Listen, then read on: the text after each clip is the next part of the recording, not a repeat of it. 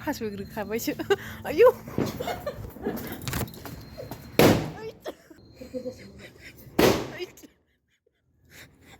हेल' लोगोफोर happy new year बयनिसिमबो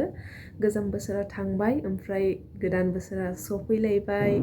जोङो बयबो रंजादों नङा होमबा गोदान बोसोरनि थाखाय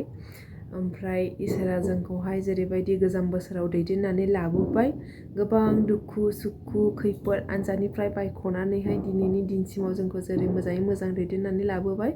आरो फैगौ बाखि समफोरसिम बे गोदान बोसोरावबो 2024 आवबो जोंखौ आरोबाव इसोरा मोजाङै मोजां दैदेनलांबावथोंसै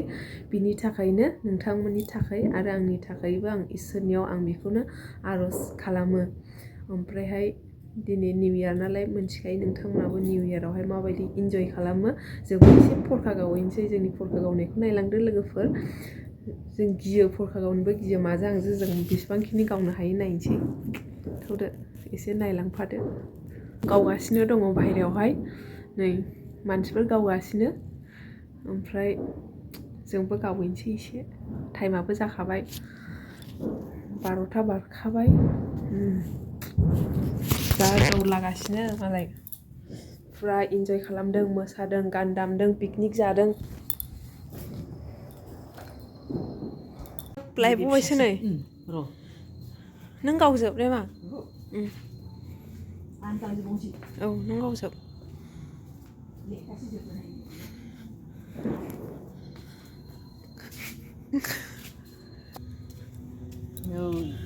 आयौ जागोलाव आयौ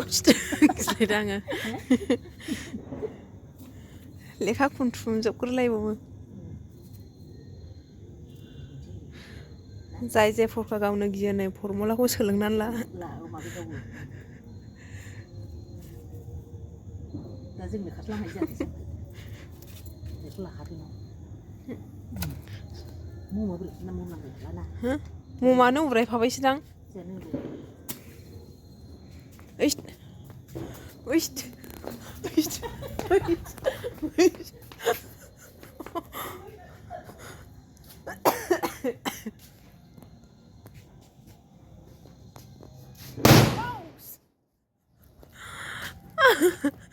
खोमा रिंलायबाय आंना गावबावो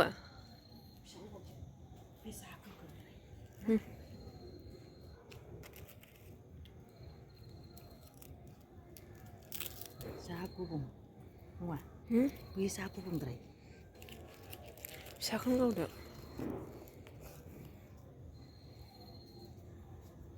गावबावनिसैसोनो मानो इन्ट्रेस्ट मोन्दों नों इन्ट्रेस्ट मोन्दों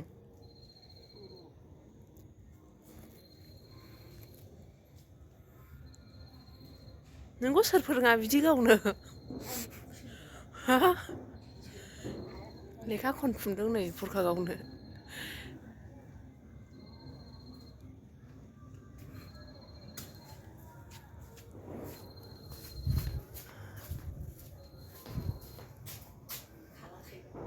हा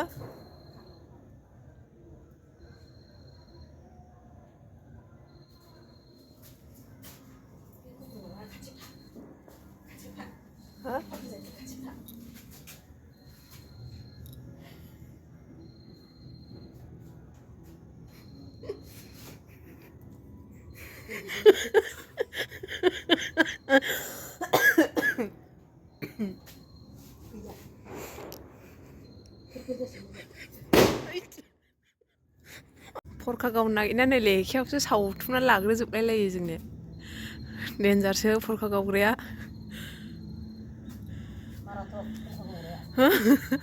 भिडिअ खालामग्रायाबो गिना फासबोग्रोखाबायसो आयौ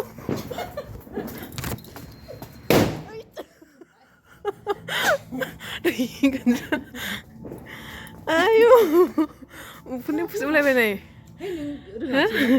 खारबाय गावहा नों खारनाङामोन आं गियो नों बेयाव थानो नाङा आरो लायबावनोसै नै इन्ट्रेस्ट मोनथारदों